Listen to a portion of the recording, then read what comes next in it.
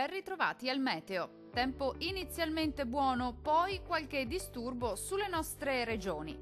Nel dettaglio, sul Veneto sarà bel tempo al mattino con ampio soleggiamento e con il cielo che si presenterà al massimo poco nuvoloso. Col passare delle ore più nubi sul Bellunese, sul Vicentino e anche sul Veronese, anche con qualche piovasco associato. Temperature in lieve aumento, minime tra 13 e 15 gradi, valori massimi compresi invece tra 22 e 26 gradi. Situazione simile sul Friuli Venezia Giulia, dove anche qui al mattino sarà soleggiato un po' su tutti i settori. Dal pomeriggio qualche addensamento potrà verificarsi sui settori alpini in genere, anche con occasionali rovesci associati. Temperature minime tra 13 e 15 gradi, valori massimi tra 25 e 26 gradi circa.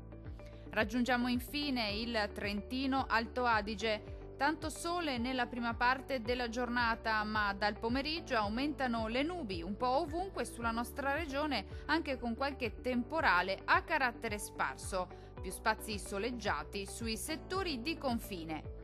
Le temperature minime saranno comprese tra 11 e 13 gradi, i valori massimi invece si attesteranno tra i 27 e i 29 gradi circa.